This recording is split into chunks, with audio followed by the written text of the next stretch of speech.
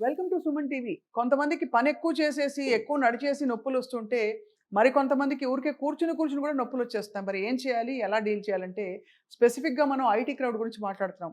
IT వర్క్‌లో ఉన్న వాళ్ళందరూ కూడా లేదు సెడెంటరీ జాబ్స్‌లో ఉన్నవాళ్ళు కూర్చుని పాస్చర్ సరిగ్గా లేక లో బ్యాక్ పెయిన్ మెల్లిగా మొదలయ్యి అది ఫ్రీక్వెన్సీ పెరిగి అది క్రానిక్ పెయిన్‌గా మారి ఏం చేసుకోవాలో తెలియని పరిస్థితుల్లో ఇంకా మరి తప్పదా? సయాటికా వచ్చేసిందా?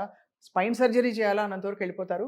అవన్నీ అక్కర్లేదు. పెయిన్‌ని సింపుల్‌గా మనం క్యూర్ చేయొచ్చు అంటున్నారు డాక్టర్ సుధీర్ ధర గారు. Pain management expert. Epione pain క్లినిక్‌లో ఇన్‌ఫాక్ట్ కొన్ని ట్రీట్మెంట్స్‌కి ఆయనే మొత్తం ఆజ్యం పోసి ఇక్కడ అందరికీ ప్రజల్లో అది పాపులర్ చేసే గొప్ప కార్యక్రమాన్ని ఆయన తలపెట్టారు. అండ్ ఇవాళ మనతో ఉన్నారు సుధీర్ ధర గారు. Welcome sir. ఆల్వేస్ మీ గురించి మీతో మాట్లాడేటప్పుడు ఎప్పుడు నొప్పి గురించే మాట్లాడాల్సొస్తుంది. అంతే కదా సార్? సో నొప్పి పోయిందే పోచే ఆడ గుర్తుందా మీకు చిన్నప్పుడు? Amrutanjan balm Zandu balm. ఒకప్పుడు అంతే సార్. ఏమైనా పెయిన్ వస్తే రాసేసి జండు బాము లేకపోతే కాపడం పెట్టేవారు. తర్వాత ఇంకా కొంచెం పెయిన్ వస్తే బెడ్ రెస్ట్, జీవితం అయిపోయింది అనుకునేవారు. తర్వాత ఇప్పుడు ఆపరేషన్స్ వచ్చేసాయి మధ్యలో. సర్జరీ చేయాలి, స్పైన్ రకరకాలు. సో మీరేం చేస్తారు సార్ లో బ్యాక్ పెయిన్ ఉన్న వాళ్ళు? ఇప్పుడు మీరు స్టార్ట్ చేసింది ఏంటంటే ఈ సాఫ్ట్వేర్ ఎంప్లాయీస్, సెడెంటరీ లైఫ్. ఇక్కడ 2 ఆస్పెక్ట్స్ ఉన్నాయి సాఫ్ట్వేర్ ఎంప్లాయీస్ గురించి తీసుకున్నాం. ఒకటి సెడెంటరీ లైఫ్ వల్ల బ్యాక్ పెయిన్ వస్తుంది. ఇంకొక సెట్ ఉంది, ఇది చాలా డేంజరస్ సెట్, ఓవర్ యాక్టివిటీ. అది కూడా ఎక్కువ ఇదే. సెడెంటరీ లైఫ్లో ఉన్న వాళ్ళకంటే ఎక్స్ట్రా యాక్టివిటీ చేసే వాళ్ళలోనే బ్యాక్ పెయిన్స్ ఎక్కువ.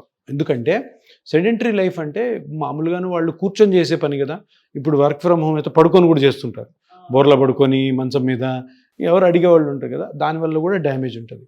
ఈ ఓవర్ యాక్టివిటీ ఏంటంటే అనవసరమైన ఎక్సర్సైజెస్, అనవసరమైన సూడో హెల్త్ యాక్టివిటీస్. అవును, నేను జిమ్ చేసేస్తే నేను సూపర్ ఫిట్గా ఉంటాను, నేను జిమ్కి వెళ్తే నాకు హెల్త్ అంతా టాప్ అయిపోతుంది, నేను ప్రోటీన్ షేక్స్ తాగితే నాకు మొత్తం గట్టంతా ఫ్రీ అయిపోయి ఆక్సిజన్ ఫ్రీ రాడికల్స్ అని అదని ఇదని ఏవేవో చేయడము, ట్రెక్కింగ్లు, unnecessary walking, heavy walkings, joggings, ఏవి కూడా సైంటిఫిక్గా ఎవరు చేయడం లేదు. ఎందుకంటే ఇది మన బాడీకి ఇవ్వాల్సిన ఇంపార్టెన్స్ ఇష్టం వచ్చినట్టు వాడుతున్నారు. దీనివల్ల కూడాను బ్యాక్ పెయిన్స్ చాలా వస్తాయి. నేను నా క్లినిక్లో రోజుకి 2-3 పేషెంట్ జిమ్ యాక్టివిటీలో దెబ్బతిన్న వాళ్ళే. సార్ జిమ్ చేస్తున్నాను సార్, 2 years చేశాను సార్, ఏం కాలేదు. ఈ మధ్య ఏంటంటే 2 years నీ బాడీ ఆ యాక్టివిటీని తట్టుకుంది, ఈరోజు తట్టుకోలేకపోతుంది. ఎందుకంటే నువ్వు ఏజింగ్ ప్రాసెస్లో ఉన్నావు. టక్కని సౌండ్ వచ్చింది సార్, డిస్క్ బయటకు వచ్చింది, నర్వ్ కంప్రెస్ అవుతుంది, సయాటికా. సో కొంతమంది వెయిట్స్ ఎత్తుతుంటారు, ఆ మజిల్స్ క్రాక్ అవుతాయి, తొరకోలంబర్ ఫేషియల్ ఉంటుంది, దానివల్ల ఒక 3 weeks 4 weeks బెడ్ రిడన్. దాని తర్వాత అది కంటిన్యూ అవుతూ ఉంటుంది. కొంతమందికి కొద్దిగా ఏజ్ 45-50 అయిన తర్వాత చిన్న జాయింట్స్ ఉంటాయి, ఆ జాయింట్స్ అరిగిపోతాయి, దాన్ని ఫెసెట్ జాయింట్స్ అంటారు, దానివల్ల వచ్చే నొప్పి.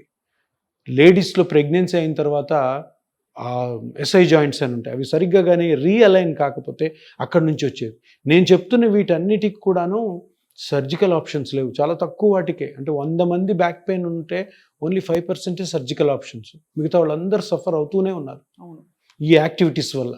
ఇవన్నీ ఏంటంటే డిసీజెస్ కాదు, ఇవన్నీ మనము తెలియకుండా మనకు అవేర్నెస్ లేక తెచ్చుకున్న నొప్పులు, పర్టికులర్ ఇటువంటి ఎంప్లాయీస్లో. ఇంకోటి సాఫ్ట్వేర్ ఉండి దిల్సుఖ్ నగర్ నుంచి గచ్చిబౌలికి ట్రావెల్ చేస్తారు బైక్ మీద, 1.5 hour. ఎంత స్ట్రెయిన్ అవుతుంది స్పైన్ మీద. మన బైక్లో ఇలా కూర్చుంటే బాడీ స్పైన్ మీద డబల్ ద వెయిట్ పడుతుంది. ఎవరు గ్రహించరు సార్, ఎవరు తెలీదు. బైక్ ఎక్కగానే సర్రని వెళ్ళిపోవచ్చు అని హెల్మెట్ వేసుకొని వెళ్ళిపోతూ ఉంటారు. 45 minutes కూడా 1.5 hour పడుతుంది, 1.5 hour 3 hours. వాళ్ళకి తెలియదు, ఎంగేజ్ కదా వెళ్ళిపోతుంది కదా. సరే దానివల్ల ఏమవుతుందంటే ఎంగేజ్లో బాగుంటుంది, ఇంకొక 3-4 years తర్వాత డీజనరేషన్ స్టార్ట్ అవుతుంది, దానివల్ల పెయిన్. సో ఈ యాక్టివిటీస్. ఇంకా ఇంపార్టెంట్ థింగ్ ఏంటంటే హౌస్ వైఫ్స్ అంటారు, సార్ నాకు అసలు ఇల్లు ఏమాత్రం డస్ట్ ఉంటే నేను తట్టుకోను సార్ అంటారు. అదే కదా, దానివల్ల ఏమవుతుంది, నీ నొప్పి నువ్వు తట్టుకోలేవు తర్వాత. ఇది నేను రిలేట్ అవ్వగలుగుతున్నాను, మీకు ఇమీడియట్ గా స్ట్రైక్ అయి ఉంటుంది. అదే అది భరించలేక నానా క్లీనింగ్లు చేసేసి, లాడర్లు ఎక్కేసి, ఇంకేదో చేసేసి డస్టింగ్ చేయడంలో మొత్తం పని మనిషి చేసి వెళ్ళిన తర్వాత మళ్ళీ మనం చేయడం, పని మనిషితో పాటు తిరగడం, ఇవన్నీ కూడా ఏంటంటే వాళ్ళు తెలియదు పాపం, అంటే వాళ్ళు అనలేము. సో ఎవరు చెప్పరు. ఇప్పుడు మీకు మీ మదరు మీ అమ్మమ్మ గారు ఏం చెప్పుంటారు, చూడు ఇల్లు బాగా పెట్టుకోవాలా, కష్టపడాలి, హస్బెండ్ బాగా చూసుకోవాలా, అదే, ఇన్లాస్ను అదే, అదే. అత్తమామని బాగా చూసుకోవాలి, ఇల్లు ఎక్కడ మేము ఎప్పుడు వచ్చినా కూడాను అసలు మెరుస్తూ ఉండాలి, అద్దంలా ఉండాలి. అద్దంలా ఉండాలనేసరికి మీకు ఎంత పెద్ద చదువులు చదివినా కూడాను అమ్మో ఇది ఉండాలి ఇది ఉండాలి, దాంతో ఈ back పెయిన్లు, knee joint పెయిన్లు, shoulder pains. అది ఆ ఫైన్ లైన్ ఎలా తెలుసుకుంటారు? అరే ఏ తేడా కొడుతుంది ఇంకా చాలు ఆపేసే అనే అది. ఫైన్ లైన్ ఏమవుతుంది, మీ డాక్టర్ గారి దగ్గరికి వెళ్ళండి చాలు, సార్ నేను ఇంత పని చేస్తున్నాను చేయొచ్చా లేదా అంతే చెప్పేస్తారా? అంతే. చెప్పగలరు. మీరు ఎంబీబీఎస్ డాక్టర్ దగ్గర ఈ క్వశ్చన్ అడగండి. ఎందుకు చెప్పరు? ఏ ఎంబీబీఎస్ డాక్టర్ లేదమ్మా ఇంకా చేయాలి, పక్కింట్లోకి కూడా చేయి, ఎదురింట్లో చేయి అనరు. తగ్గించుకోమ్మా వద్దు. సార్ తగ్గించుకోవడంతో పాటు దీనికి విరుగుడే ఉందా? ఉదాహరణకి మనకి కూర్చుని ఉన్న వాళ్ళకి ప్రతి అరగంటకి లేచి నడు అంటారు. ఒక 2 minutes నడిచిరా నీకు సిట్టింగ్ ఇస్ న్యూ స్మోకింగ్ అని ఒకళ్ళు అంటారు. ఇప్పుడు ఇలాగ మనం ఎక్కువ పని చేసే వాళ్ళకి ప్రతి అరగంటకి నువ్వు నడుము వాల్చి ఒక అరగంట 10 నిమిషాలు ఇలా పడుకో లై డౌన్ అని ఏమన్నా ఉందా? అంటే ఒకటేంటంటే నేను మామూలుగా నేను చెప్పే విధానం అంటే మీరు ఇంట్లో మీ ఇల్లు ఒక 2500 SFT, అన్ని పనులు ఇంక్లూడింగ్ మీరు పొద్దున్న లేచినప్పటి నుంచి కుకింగు, క్లీనింగు, వాషింగ్ మిషను, బట్టలు ఆరేడు అన్నీ మీరు చేసినా కూడాను 2.5 hours 3 hours పని, అంతేనా? అవును అంతే కదా. మిగతాది రెస్ట్ తీసుకోండి. మీకు 3 hoursని మీరు 30 hours చేస్తారు. అది పాయింట్. మీరు బట్టలు ఉతకండి, బట్టలు ఆరేయండి, అందరికి బ్రేక్ఫాస్ట్ చేయండి, లంచ్ చేయండి, డిన్నర్ చేయండి, ఇవంతా టైం కూడా 3 hours ఉంటుంది. ఆ 3 hours తర్వాత పని మనిషి కూడా వద్దు, నేను చెప్పడం పని మనిషి కూడా వద్దు. కానీ ఆ 3 hours తర్వాత లేదా ఈ 3 hoursని 3 భాగాలుగా విభజించుకొని మిగతా టైంలో కూర్చొని ఉండండి. కూర్చోరు కదా, తిరుగుతూనే ఉంటారు. సో ఎఫెక్టివ్ వర్క్ అన్నది ఇంపార్టెంట్ ఇక్కడ, ఊరికే తిరగడం కాదు. ఎప్పుడైతే మీకు పని లేదో కూర్చోండి, చక్కగా టీవీ చూడండి, బుక్ చదువుకోండి, మజిల్స్ అన్ని కూడా రీకండిషన్ అవుతాయి. కరెక్ట్, అంతే కదా సార్. లేదు మీరు నడుస్తూనే ఉన్నారు, తిరుగుతూనే ఉన్నారు, నిలబడి మాట్లాడుతున్నారు, డ్యామేజ్ అవుతుంది. అందరూ ఇది ఏమనుకుంటారు, ఇంత పని చేస్తే చాలా పెద్ద ఎక్సర్సైజ్ ఇది, దానివల్ల నేను హెల్తీగా ఉంటాను. 100% రాంగ్. ఎంత ఎక్కువ మీరు అనవసరంగా పని చేయండి అంత మీరు తొందరగా మోకాళ్ళు అరిగిపోవడము, నడుము. బాడీ మెషిన్ దాన్ని మనం దాన్ని చక్కగా దాన్ని ఆయిల్ చేస్తూ ఉండాలి, మెషిన్ ని పరిగెట్టిస్తేనే కదా. అదే పక్కింటోళ్ళు పెద్దోళ్ళు అంటారు, అంతేగాని అస్సలు సైంటిఫిక్గా బాడీ కూడా, మన బాడీ కూడా ఒక సైకిల్ లాంటిది. రోజు సైకిల్ని 50 kilometers తొక్కండి, 2 సంవత్సరాల కల్లా దాన్ని మూలపడేయాల్సి వస్తుంది. బాడీ కూడా అంతే. ఎంత బాగా కన్జర్వేటివ్ పెట్టుకుంటారో. నేను ఒక చిన్న ఎగ్జాంపుల్ చెప్తా. మీ బంధువుల్లోనే 90% మనం ఇంటికి వెళ్ళగానే చాలా బాగా చూసుకుంటారు. కాఫీ పెట్టి, టీ పెట్టి, ఇది తిన్నావా, అది తిన్నావా, టిఫిన్ తినంటే మళ్ళీ పెడతారు. ఒక 10% వాళ్ళు అస్సలు మిమ్మల్ని పట్టించుకోరు, కూర్చొని ఉంటారు, లేరు, విష్ చేయరు, నీళ్ళు ఇవ్వరు. ఓకే, మీకు సరైన టైంకి బ్రేక్ఫాస్ట్ పెట్టరు, లేదా హోటల్ని తెప్పిస్తారు. మీరు చూడండి, వాళ్ళందరూ ఎక్కువ కాలము నొప్పులు లేకుండా బతుకుతారు. ఈ తిరిగే వాళ్ళు చూడు, తొందరగా ఎంత సూపర్ హాస్పిటాలిటీ ఇస్తారో అంత ఫాస్ట్గా వాళ్ళు బెడ్ రిడన్ అవుతారు.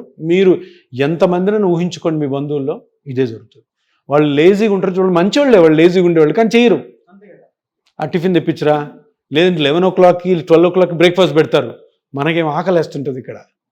సో వాళ్ళు ఎక్కువ కాలం ఉంటారు. మీరు చూడండి, మా పిన్నే ఒక ఆమె ఉంది, తర్వాత నాకు చాలామంది వేరే రిలేటివ్స్ ఉన్నారు, వాళ్ళ ఇంటికి వెళ్ళాం మేము, ఎందుకంటే వెళ్తే మనకి ఇది ఆవిడ హ్యాపీగా ఉన్నారు. ఇప్పుడు చూస్తే వాళ్ళని హ్యాపీ అనిపిస్తుంది నాకు, నువ్వు ఆ రోజు చేసింది కరెక్టే పిన్ని అని చెప్పి. సో అలా కరెక్ట్ వే. అంటే you should basically respect your body అంటున్నారు. చాలా రెస్పెక్ట్ చేయాలి.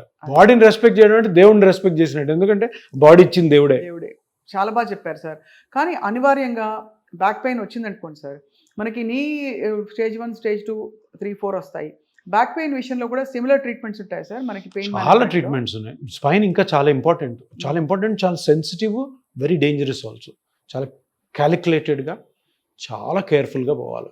ఇప్పుడు ఇంతవరకు ఇంతకాలం ఏంటంటే బ్యాక్ పెయిన్ వచ్చినప్పుడు ఇనిషియల్గా పెయిన్ కిల్లర్స్, ఫిజియోథెరపీ, ఆ చిన్న చిన్న ఎక్సర్సైజులు, అండర్స్టూడ్. దాని తర్వాత సర్జరీ, ఇంకేం లేవు. ఇప్పుడు పెయిన్ జనరేటర్ ఐడెంటిఫికేషన్. ఇప్పుడు మోకాలు అరిగిపోతే కార్టిలేజ్ 99% ఛాన్సెస్, కానీ స్పైన్లో అట్లా కాదు. ఎన్నో స్ట్రక్చర్స్ ఉంటాయి. డిస్క్ ఉంటుంది, నర్వ్ ఉంటుంది, మజిల్స్ ఉంటాయి, బోన్స్ ఉంటాయి, లిగమెంట్స్ ఉంటాయి, అంతే. పెద్ద పెద్ద ఎరెక్టర్ స్పైన్ అండ్ మజిల్స్ ఉంటాయి, వాటి వల్ల కూడా రావచ్చు. ఫేషియా కూడా ఉంటుంది, థొరకోలంబార్ ఫేషియా. సో ఎంఆర్ఐకి పంపిస్తాం మనం బ్యాక్ పెయిన్ ఉంటే. ఎంఆర్ఐలో ఒక 10 ఫైండింగ్స్ వస్తాయి. ఇంకా 10కి ఆపరేషన్ చేసి కూర్చుంటాం, చేయలేం. ఆ 10లో మీకు ఏ నొప్పి ఏ స్ట్రక్చర్ వల్ల వస్తుంది అన్నది కనుక్కోవడం ఇంపార్టెంట్. అదే అది కనుక్కున్నప్పుడు దానికి సర్జరీ లేకుండా సింపుల్ ఇంజెక్షన్ టెక్నిక్స్ చాలా ఉన్నాయి. దాంట్లో ఒకటే ఈ regenerative therapy, radio frequency oblations, trigger point injections. కాబట్టి కరెక్ట్ కనుక్కోవాలి. మామూలుగా ఎన్ని సెషన్స్ లో తగ్గుతుంది సార్? అంటే అఫ్ కోర్స్ ఇది case to case 1 or 2 sittings లో 1 or 2 సిట్టింగ్స్ లో వాళ్ళకి డిఫరెన్స్ అయితే తెలిసిపోతుంది. తగ్గిపోతుంది. ప్లస్ ఆల్సో మెయింటైన్ చేసుకోవాలి. ఇప్పుడు మా కొలీగ్ ఉన్నారు సార్ ఒక ఆయనకి భయంకరమైన నొప్పి సడన్ గా వచ్చి పడింది. సయాటికా అని అన్నారట. ఏం చేయాలో తెలియట్లేదు అతనికి. ఆపరేషన్ చేయించుకోవాలని చెప్పారట. ఏం చేయాలి సార్ అతను? 99% ఆపరేషన్ వద్దు. ఆపరేషన్ వెళ్ళాల్సిన అవసరం ఎప్పుడు ఉంటుందంటే దానికి ఇండికేషన్స్ ఉన్నాయి. అన్ని నాన్ సర్జికల్ ట్రీట్మెంట్స్ ఎగ్జాస్ట్ అయిపోయిన తర్వాత అంతే తగ్గట్లేదంటే ఆపరేషన్. ఇంకొకటి ఉంది, అదేంటంటే రెడ్ ఫ్లాగ్స్ అంటాం. అంటే కొన్ని లక్షణాలు మీలో ఉంటే అప్పుడు ఎమర్జెన్సీగా సర్జరీ చేసుకోవాలి. అదేంటంటే యూరిన్ మోషన్ కంట్రోల్ లేకుండా వెళ్ళిపోతుంటాయి. మనం ఇలా కూర్చుంటాము, అంత తెలియకుండా తడిచిపోయి ఉంటుంది. అదే తెలియట్లేదు అంటే ఎక్కువ కంప్రెషన్ ఉందన్నమాట నర్వ్ మీద. అదొకటి. ఇంకొకటి, మీరు ఇలా కూర్చున్నారు, లేచి నడవాలనుకున్నప్పుడు లెగ్స్ మొద్దుబారిపోయి ఉంటాయి, లేవు, వెంటనే ఆపరేషన్. అదర్వైజ్ అన్ని నాన్ సర్జికల్ టెక్నిక్స్ ఎగ్జాస్ట్ అయిపోయిన తర్వాతే సర్జరీ. మీరు చెప్పేదానిలో సార్ చాలా రియాష్యూరెన్స్ ఎందుకుందంటే, ముందు చూసే హౌస్ వైఫ్స్ కూడా సంతోషపడి ఉంటారు. దట్ అంటే బ్యాక్ పెయిన్ ఎందుకు వస్తుందో వాళ్ళు అర్థం చేసుకుంటారు ఫస్ట్ ఆఫ్ ఆల్. రెండోది, ఇంట్లోనే కూర్చుంటావు కదా అంటారు పైగా వచ్చేవాళ్ళందరూ. ఇంట్లోనే ఉంటావు కదా పొద్దు నుంచి ఏంటని. రెండోది, మీరు చెప్పినట్టు అనేక క్లిష్టమైన కాంబినేషన్స్తో ఉండే బ్యాక్ పెయిన్కి నాన్ సర్జికల్ ఆప్షన్స్ పెయిన్ రిలీవింగ్కి చాలా ఉన్నాయని చెప్తున్నారు. సో ఐ థింక్ ఎవరైనా చూసేవాళ్ళు ఉంటే వాళ్ళకి it's a big ray of hope that your agree. And back pain కూడా చాలా వస్తున్నారు కదా సార్, ఫ్రీక్వెంట్గా వస్తుంది. చాలా ఎక్కువ వస్తాయి బ్యాక్ పెయిన్. ఇప్పుడు నీ జాయింట్ పెయిన్స్తో కంపేర్ చేసుకుంటే బ్యాక్ పెయిన్ ప్రివలెన్స్ ఎక్కువ. అవును. నడుపు నొప్పి ఎక్కువ అయ్యి 4-5 రోజులు లీవులు పెట్టే వాళ్ళకి కూడా కొన్ని వేల మంది ఉంటారు. అదే అంత సివియర్. 30% ప్రివలెన్స్ ఎప్పుడు తెలుసా? 100 మందిలో 30 మంది సివియర్ బ్యాక్ పెయిన్తో సఫర్ అవుతుంటారు. మీరు ఎక్కడన్నా కానీ ఇప్పుడు ఈ జూబ్లీ హిల్స్లో తీసుకోండి, అదే అంతమంది సఫర్ అవుతున్నారు. నీ జాయింట్ కొంచెం తక్కువ, షోల్డర్ ఇంకా తక్కువ, బ్యాకే ఎక్కువ. ఇదంతా జరిగేది ఏంటంటే తెలియక, అవేర్నెస్ లేక, జాగ్రత్తలు పాటించక, తెలియక ఊరికి అనవసరమైన ఎక్సర్సైజ్ చేయడము, హౌస్ వైఫ్లో ఎక్కువసేపు నిలబడ్డము. అది. సో ఇవి తెలుసుకుంటే అసలు బ్యాక్ పెయిన్ జోలికే పోవాల్సిన అవసరం లేదు. ఒకవేళ వచ్చినా కూడాను సింపుల్ టెక్నిక్స్తో బయటపడవచ్చు. అది అంటారు. ఒక సామెత కూడా ఉంది కదా సార్, పావులాతో పోయేది ఎంతో ఖర్చు పెట్టారని చెప్పి, రకరకాల సామెతలు చాలా ఉన్నాయి. గోరుతో పోయేదానికి గొడ్డలతో తెచ్చుకున్నారని చెప్పి, అలాగా అవసరం లేకుండా ఆపరేషన్ అవసరం లేదు అన్నదే పెయిన్ మేనేజ్మెంట్ ఎక్స్పర్ట్స్ యొక్క బలమైన సూచన. అండ్ అలాగే వాళ్ళు చూపించే మార్గం కూడా తప్పకుండా ఇది ఎక్స్ప్లోర్ చేసి తర్వాత ఇంకా అనివార్య పరిస్థితుల్లో సర్జరీకి వెళ్ళడం అన్నదే ఉత్తమం. కాబట్టి పెయిన్ మేనేజ్మెంట్ గురించి తెలుసుకోవాలంటే అఫ్కోర్స్ సుధీర్ దారా గారు ఎప్పుడు అందుబాటులో ఉంటారు అందరికీ. Thank you very much sir. Thank you. నమస్తే.